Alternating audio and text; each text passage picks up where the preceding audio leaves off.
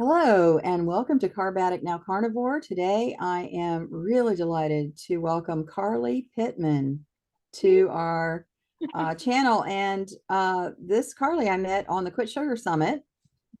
So I'm excited to talk to you about sugar addiction and all of that. So Carly, how did you get involved in this topic in the first place? Yeah, that's such a great question. Well, because sugar has had my number.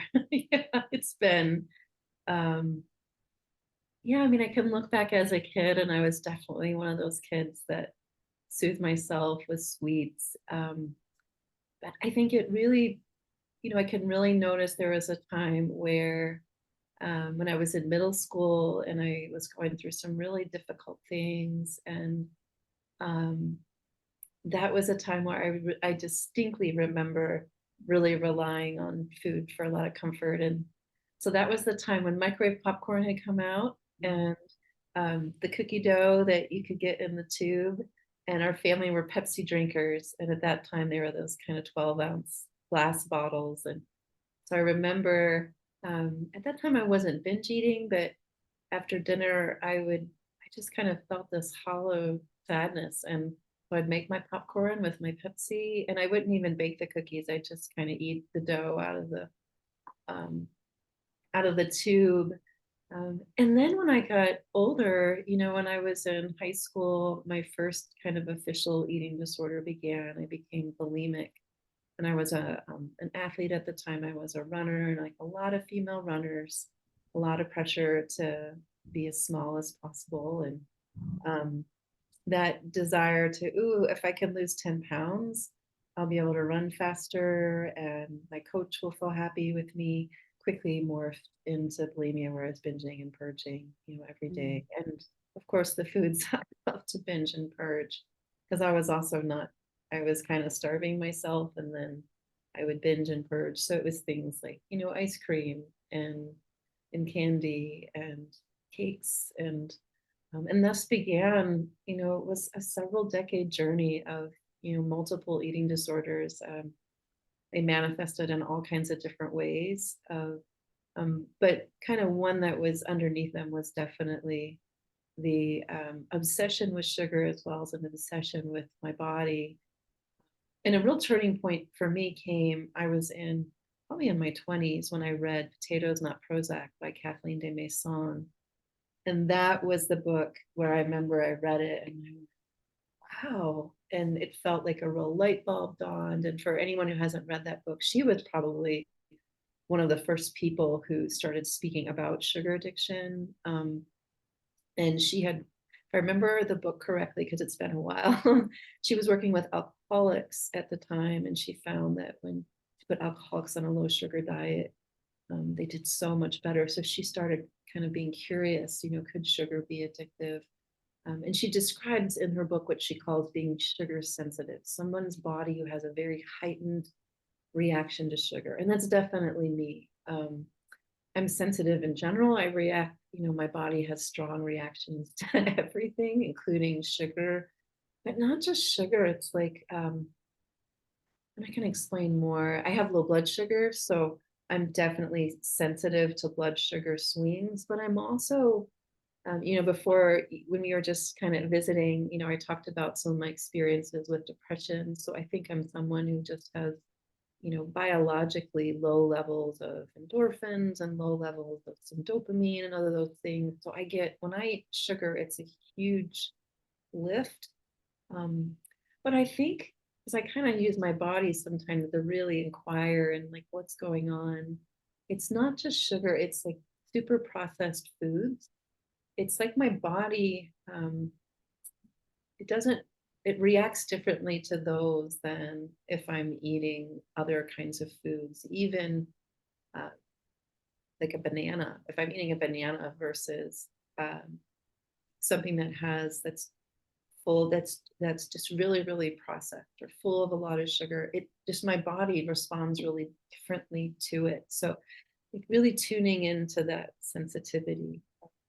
But where it kind of got more complex for me was, so in my early 20s, I recognized, oh, I'm sensitive to sugar. At the time, I wasn't bulimic anymore, but I was binge eating. So I had a lot of, I mean, my eating disorders were very present. So I had this awareness, but I also, the food was serving a really important emotional purpose for me. And uh, I talk about this in my course, When Food is Your Mother, but food was this place of safety for me. It was the place that it regulated my nervous system. Um, it's where I went because I had a lot of depression and a lot of kind of trauma residue that I went through. Um, and food was what kept that overwhelming trauma at bay. So I was kind of caught in this double bind where on the one hand there was this part of me that that wanted to be healthy and in truth felt very ashamed of my eating disorders and my compulsive binging on sugar and the fact that I wasn't able to quote um, manage my eating. But then there was this other part that was just so overwhelmed, and the food was my daily solace. And I don't think looking back, I would have gotten through that time without it. If it wouldn't have been food, I would have, I would have picked something else. So that kind of complex relationship of the recognition of, wow, my body does not do well on sugar, but then also the kind of judgment and the shame and the confusion and this very you know tight bond with food where I didn't think I could survive without it. So that unwinding was a decades long process, and really sent me then on a journey of trying to understand not just what's going on physiologically in my body, but really making sense of my vulnerabilities, trying to understand emotionally what was driving me, to sugar. Um, and during this time, I was also a young mama. So I had my first daughter when I was 22. And by the time I was 32, I had 4 kids. So that was a real intense kind of parenting journey for me. And my husband was self-employed, so working a lot. And parenting kind of became my graduate school and a place of discovery. And so I'm learning about parenting and I'm seeing things as a parent that's like, it's parenting is such an opportunity to notice things in yourself. So I'm taking these parenting courses and I have this intuition, wow, um, what what my kids need, I think I need too. And I started to glimpse some of the developmental trauma I had. Um, and that really came to a head when my children had this amazing Montessori teacher. We lived in this little town in Montana, and she was the one who taught these parenting classes. And she went and studied with um, a brilliant developmental psychologist, Dr. Gordon Neufeld. And Gordon's work is more commonly known through Dr. Gabor Mate, who's his co-author. So Maureen had studied with Dr. Neufeld, so I was taking his classes through her because she was a facilitator for his work. And there was a day she said, I think you need to go and study with him directly. And so I did.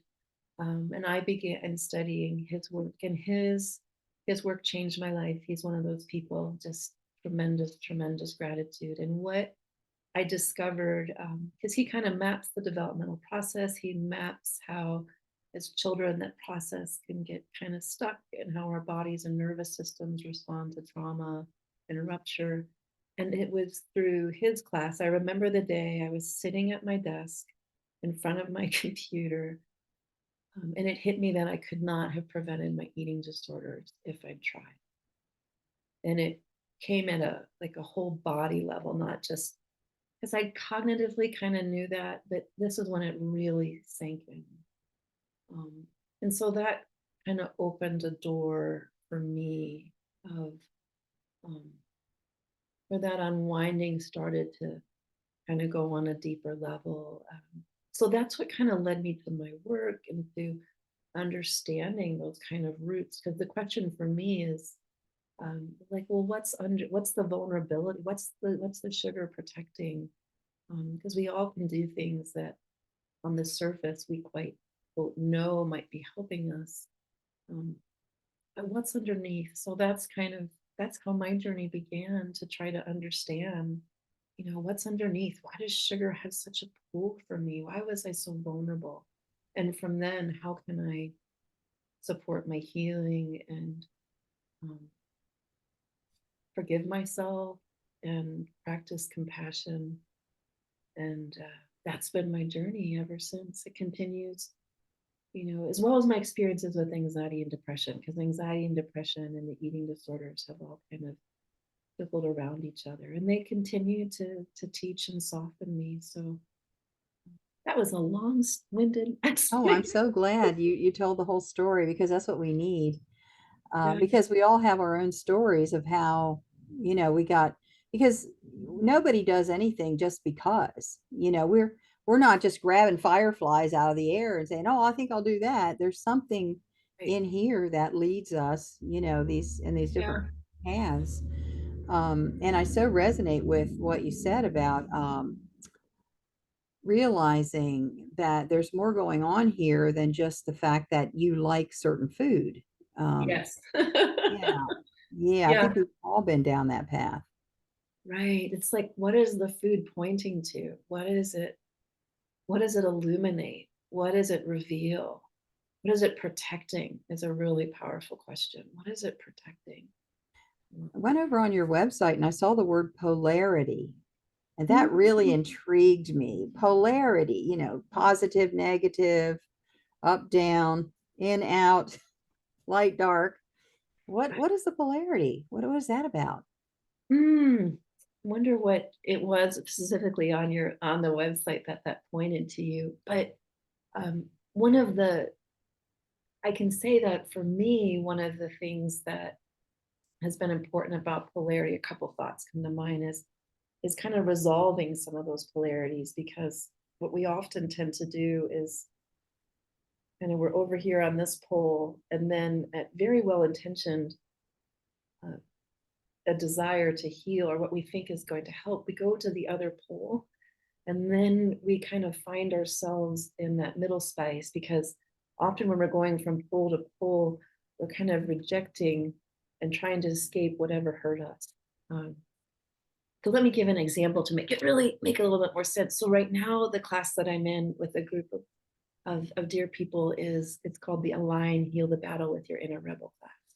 And so with that class, where we're talking about polarity, is we get caught in that polarity between the part of us that says, I want to stop eating sugar, and the other part that says, no, you cannot make me. I do not want to. And when we're caught in those pulls, um, what we tend to go is kind of one to the other, or we tend to fight or try to shut down or suppress that part of us that's protesting.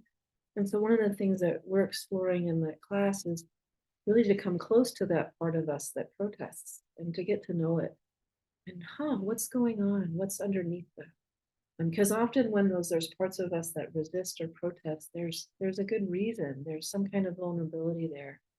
So rather than kind of splitting the pole, it's more about kind of integrating them together. And then when you integrate them together, there's more of your response isn't just an automatic reaction against something. It's more coming from like a deeper integrated yes. Um, so my beloved mentor, Dr. Neufeld, he's one of the people that really taught me this. And he describes it, he called it integrative functioning. And so that's the capacity to have more than one feeling or thought at the same time. So I want to eat the sugar. I don't want to eat the sugar, as an example. Another example that might be is when you have, um, a feeling of frustration, maybe towards yourself or another, but you can also remember, oh, I care about myself, or I care about another. And so it's like that on the other hand kind of tempers that feeling of frustration. So that integrative process is that kind of both and process. It's one of the gifts of our development. It lives within us. It's not something we have to produce, but it kind of supports us and unfolds us in our healing. And I find that that's a real important place for people when they're healing from um, food addictions or eating disorders, because it's natural. It's a natural response when we go through trauma, when our nervous systems get stressed, we go to that polarized place.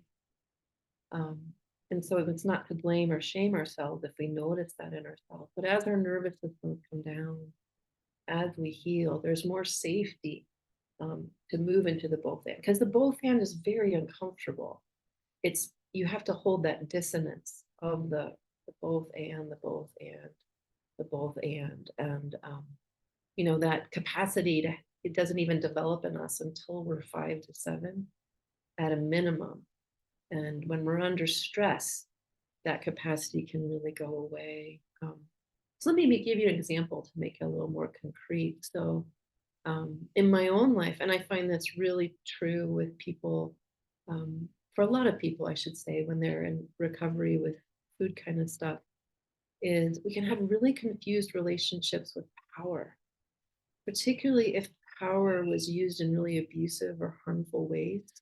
And let's be frank, a lot of power, how it's used in our culture, is not expressed in healthy ways. So all of us kind of grow up in a sea of misuses of power.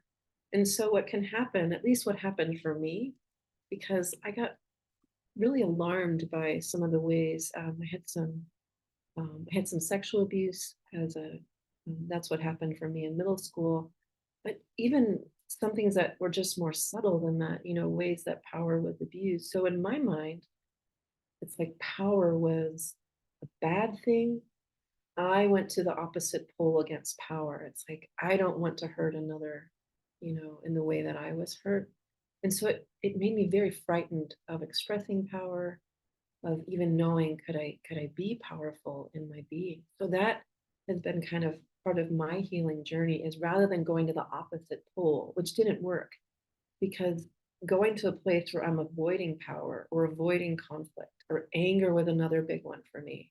I was really frightened by anger. So I kind of made a vow to myself when I was little, I'm not going to be angry. But that didn't work. It's caused a lot of problems, because things around power and boundaries and sovereignty. And so I've had to learn how to not just reject power and reject anger, but again, how to come from those poles and how to come into an integrated relationship where I feel comfortable expressing power or comfortable feeling and expressing anger, rather than just being in a reactive, either for or against them, if that makes sense. Now, for someone else, it might show up in the flip side version, where for them, they might be really attached to anger or power as where for them, they might have a different healing journey. And there's some loved ones in life where they have a little bit of the opposite. But for me, that's what I needed to come into balance. So sometimes that examples can help rather than speaking about it so a little more clearly, like, well, there's an example. And certainly that's played out in my relationship with food, because, it was really hard for me to understand how I could have what I call loving limits with food, because it's almost like I didn't know how to express healthy power with myself without being either abusive or passive. And so I had to learn how to offer limits for myself from a way of great compassion, and like, I care about myself. So it's what helps and supports me. Um, and it's changed my relationship with limits. So limits went from being something that had a lot of inner conflict about, whereas now, to me, it's like, it's like a masculine form of love that just says, oh, sweetheart, you've had enough. It's okay. You can stop, whether it's enough work or you've done enough tasks for the day, or it provides that container. Um, and it's so restful, like, oh, you can rest. Oh, you've had enough food. And then limits step in to help me when, um, like, if there's foods that my body can't really regulate eating because of all those sensitivities we talked about, and the limit can hold me. It's like, it's a way it holds me. which I never would have thought that I would have had that way of looking at limits 20 years ago, ever. Maybe not even 10 years ago. Yeah, I love what you're saying because we eat for a reason. It's not just that we're out of control or we're bad or, something No. like that. We eat for a reason. And being able to embrace that and realize the balance, because I came from an angry home, I always thought that if you get angry, you're going to lose control and you're going to do all kinds of terrible things and shout and everything. And it took a while. I think it was in my late 50s before I realized you can be angry and be soft-spoken. You can be angry and still be kind. It isn't about that. It's about boundary crossing and Yeah. things like that, which are healthy. It's okay to say, no. You don't have to go berserk. And if Yeah, you but feel that energy come up, it's natural, it's normal to have that happen. Yeah. yeah, for me, I realized some of my eating was, it's almost like the act of eating was how I was expressing some of my anger. If I couldn't express it in another way, because like food would understand. And it's hard for people who haven't used food in this way sometimes to understand. I'll try to explain it. It's like, no, the act of eating, it's almost like validating. Yes, I hear how angry you are. I hear that you don't like that. Like the food was my attuned mirror, mirroring back to me, going, oh, yeah, I hear you don't like that. I hear you're angry.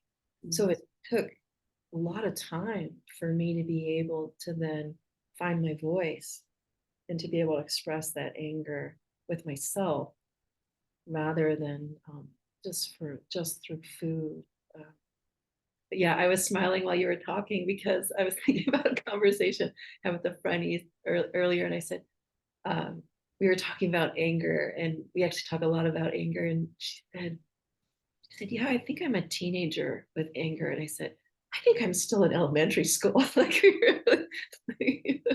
um, yeah, just learning. Yeah, learning. Yeah, absolutely. Absolutely.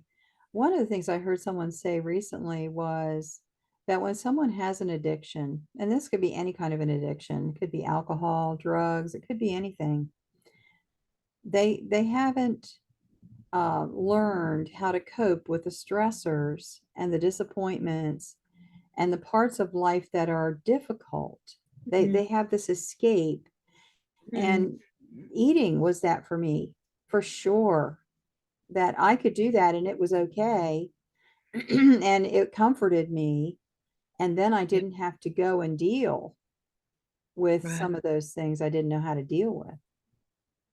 Yeah, I think that's what um, one of the things I really got from Dr. Neufeld's work, is he maps so beautifully the nervous system and how we're wired for connection, we're wired for support. We come into the world as these helpless little beings, and we're dependent on our caregiver's nervous systems to regulate us. Mm.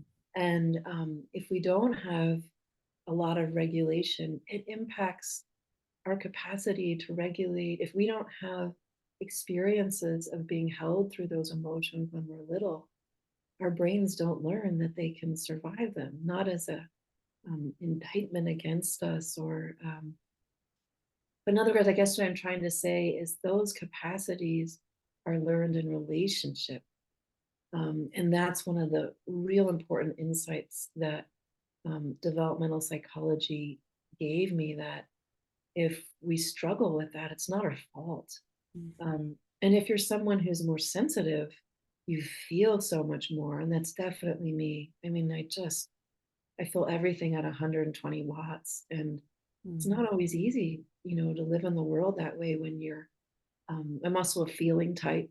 Some of us are more thinking types or feeling types. I'm a feeling type. And so I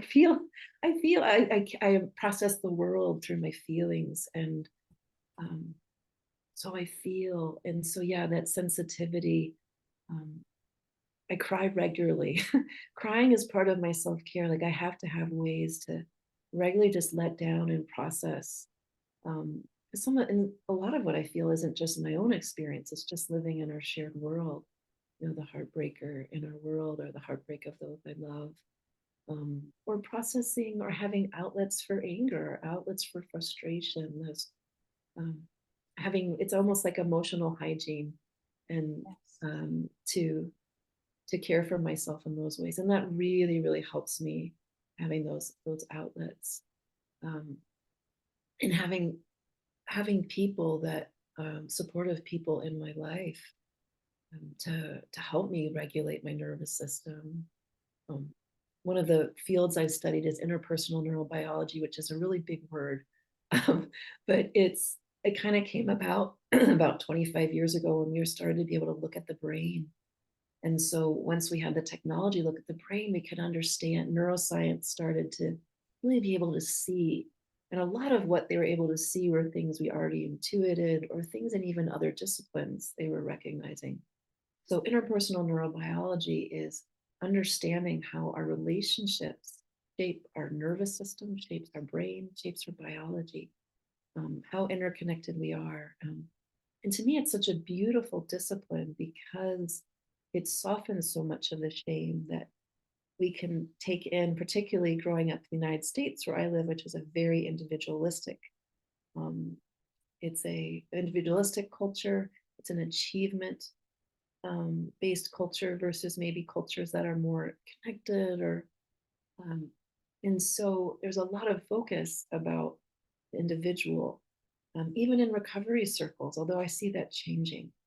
And I see that changing through that field of interpersonal neurobiology. And to me, it brings so much grace and so much compassion, the understanding of we're made for relationship, we're wired for connection, we're designed to co-regulate. That's how our brains are made.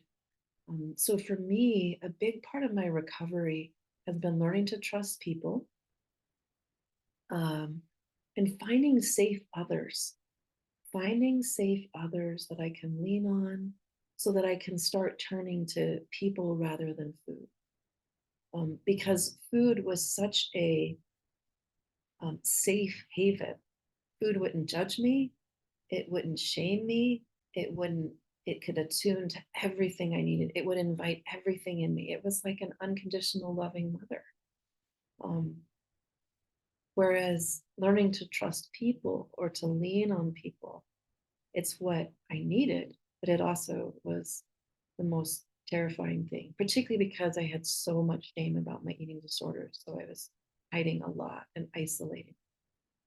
And there's a lot of stigma, there's a lot of stigma about depression, a lot of stigma about addiction, a lot of stigma about eating disorders. And I really felt that. Um, so yeah, that when I get overwhelmed by life's pain, to know, oh, I don't have to handle that alone. There's people that can support me. I have spiritual practices that support me. I lean on my ancestors as well. I lean on nature. Um, I cry. In other words, it's almost like what I had to learn how to do um, it's not just learn. I think it was actually once my nervous system felt safe, then my nervous system could start to open and trust. Oh, there's something beyond food that can hold. Um, and that was really scary at times, um, or sad at times. The grief of I had to really grieve food's place in my life, uh, because it really was like it was such a place. It's like I had to leave the place where I felt so safe. And I think there are other places too where I felt safe too, but food has been the primary one. Um, while also deeply respecting the way food cared for me. As you said, we're doing it for a reason. We're not trying to hurt ourselves. Um, One of my teachers, she said something that just brought me to tears. It's so beautiful. She says, all behavior is adaptive.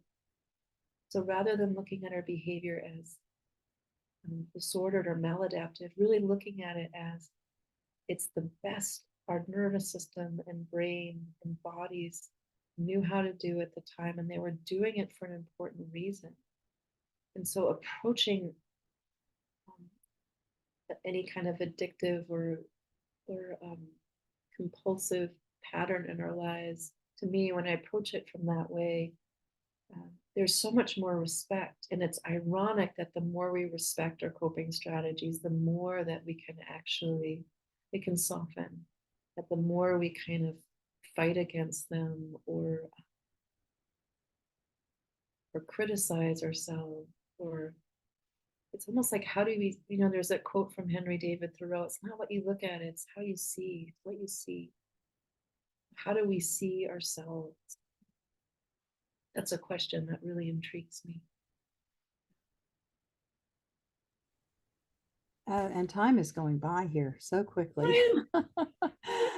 I'm a talker once I get started. I hope Oh I no, this is so overwhelmed good. you. It is so good, Carly. Thank you so much for what you're giving. You're just handing out the cookies and oh, I Yeah, said cookies. that's okay. No, I know what you mean. I think like you, I feel so passionate. We were talking before this. There's just so much passion because um, there's so much suffering when we struggle with any kind of addiction, and then, and particularly when it's around food in our bodies, because we live in our bodies.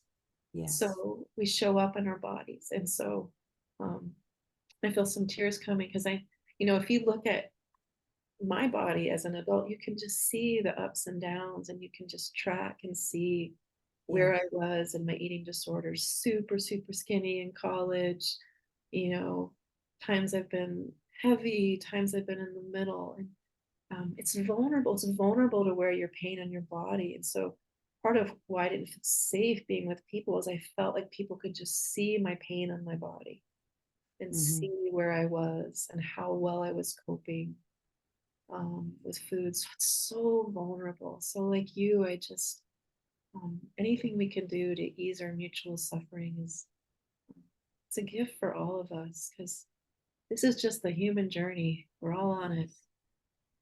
Yes, yes. And a couple things I wanted to ask you. One of Yeah. them is the word grief. That Mm. really landed with me because I was a hungry, neglected infant. Mm. My mother was emotionally unstable. She was 16 years old when I was born. Oh, wow. And the grief that I feel in my body, I can even feel it now. I was a hungry baby, Yeah. and that makes me sad. So, what did I do to hide that feeling of grief? Is eat and block it out. Then I don't have to feel it. Then I don't have to go there and Yeah. experience that because it's still, a part of who I am. And the fact that I was, a newborn made it a core issue for me. Um, and It's to a give myself pre-verbal issue. grace, pardon me, It's a pre-verbal issue. So pre-verbal. yeah, Yes, it yes, lives in your pre-verbal. body and your nervous system. Yeah. The whole nervous system and everything. Of course, it didn't help that she was screaming through the house, and shaking my nervous system to pieces my whole life. Um, but to give ourselves grace and to give ourselves what we need. We don't need that. We don't need the carbs. We don't need the sugar. What we need is validation. We need boundaries with ourselves, a protective wall around ourselves. I'm not going to hurt myself by eating that stuff. It's hurting me. I'm going to give myself what I need, the nutritious stuff that's going to support me and help me calm down instead. And so I just wanted to highlight that because we do have a grieving process. And I think this, when I did the interview with Mike, that word grief came up Mm. and about grieving, like thinking, I'm never going to eat potatoes again, you know. And I know the word never, that's Yeah. questionable. But in my mind, that's what was going on. And I cried because just thinking about never eating potatoes again was, it was earth shattering to me. Um, to grieve that, but then also grieving the underneath. Yes. Why do I want the potatoes so much? Yeah. Yeah.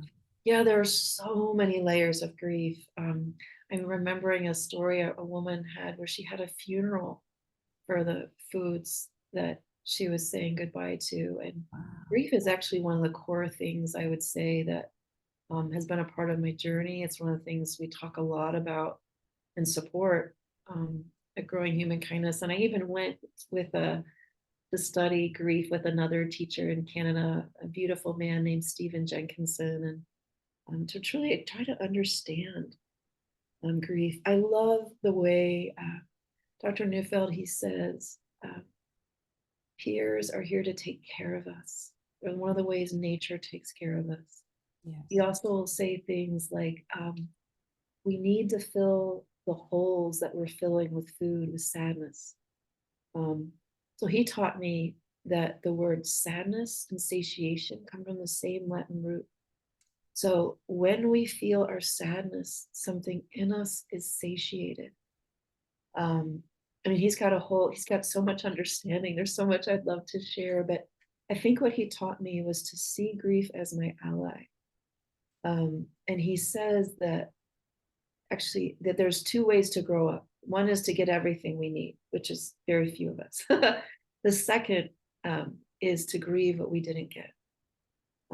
That's the back door of maturation, he said. And I have felt that to be true in my own life, that yes, it's the layers of grief. There's the layers of grief of saying goodbye to things that don't work. Every time we have to let go of something that we're attached to, we grieve. Whether I'm attached to a certain food, it can be attached to a certain role. It can be attaching to how our bodies function as we age. Last couple of years, I've had chronic illness, and I've had to let go of all kinds of attachments of ways my body has. I've trusted my body to work or be.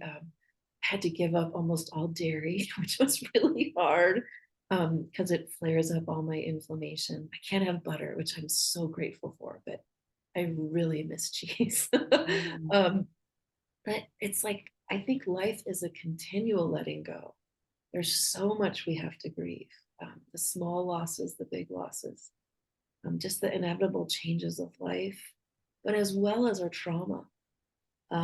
That's a primary way I think our trauma can be healed is the grieving process. And so that comes in waves, it comes in stages, but definitely grieving for those sad, hungry babies, grieving for those neglected ones, grieving for the hard things we went through when we were young, grieving for the unmet needs, um, caring for that grief.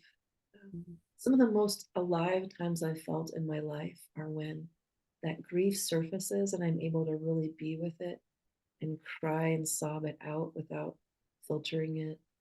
Um, the only other times that I can think it's because there's something that's so real. It's kind of like giving birth or a real moment of connection with someone. Mhm. But like you, I had a lot of fear of well, for myself, I can say I had a lot of fear of grief. And I was afraid that if I opened that door, it would just swallow me. So I've had to go really gently. And I've also learned I need a lot of good support. Um, Yeah. so for me, that sometimes some of that grief I can't touch on my own. I need someone at my side. It's almost like my nervous system, and to trust my nervous system. Like my nervous system knows when it's ready. I don't have to force it. Um, and sometimes I'm surprised. So for example, I keep my Christmas tree up till February. I just love it. So I took my Christmas tree down last week and this huge grief, oh my goodness, came just washing over me. And I knew intuitively this is not just about the tree. And I actually don't know what it's all about. Um, but it was like I was just felt so sad. And so I was caring for that grief for kind of a week, just kind of metabolizing it. And that's what I've also learned. I don't have to know what the grief is, because particularly if it's pre-verbal and in our bodies, it's below that, it's below language. But something felt so sad about this tree. Part of it was the tree, but oh my goodness, but that was again that moment of, wow, grief is here, and I allow it to be here. And I usually go for walk cries when I need to really cry. So I took my dog for a walk and cried, and that helped. A couple walks and cries over a couple days. But I think grief is one of your most helpful allies in healing and recovery. Um, but we need lots of support to grieve, and we go gently, and I think that's where each other's stories are so helpful, because then we know we're not alone. And we grieve those hungry babies and neglected kids together, and we grieve the overwhelmed parents. And, yeah, there's so much to grieve, isn't there? Yes. And I love what you said about sitting with it, staying with it, letting it process. So the body is involved, not just the mind, to let that work through so then we can get clear. We can get clear of it. Yeah. So wonderful. Yeah, it's like the Clarissa Pinkola Estes, she wrote Women Who Run with the Wolves, and I'm trying to think of some of her other books off the top of my head. That's probably her most famous one. But she says, grief, and I hope I'm quoting her right, grief is a river, it takes you somewhere. Yeah, it's like it takes us to another shore. But to step into the water can be scary as hell. Right. So it's like in some ways we're surrendering to grief and allowing ourselves to be carried by it. And that's for me where really good support. Like um, I have a therapist now who's just been so amazing, and with her help, she and I have worked for a long time now, so we've been able to really get into, because I feel so safe with her, and we've had time to really build a relationship, so we can go into some of those real core griefs. And I've cried really hard with her, and it's just, yeah, the peace after you have a really hard cry is tremendous. Mhm. So, Carly, tell us how you work with people. What do you do with?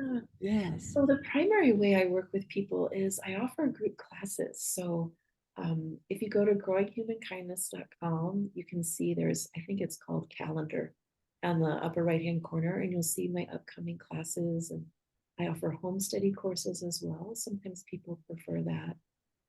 I have an online support group, the Growing Human Kindness Community, and that's for people who really kind of want to stay in a container for a little bit of a longer time, because classes are anywhere from 4 to 8 weeks. So I offer that, and I write a lot. I do work one-on-one with people, but primarily that's just with people who are already going through a class, or people who are in the community um, who want extra support. But the group classes and writing are really my strengths. So I'm working on my next book, When Food is Your Mother. Mm. And so the When Food is Your Mother class is one I've taught for 10 years now. It's just hard to believe. And I've long wanted to put that into book form, and it's time. So that's my current labor. But if you go to growinghumankindness.com, we have all kinds of free resources.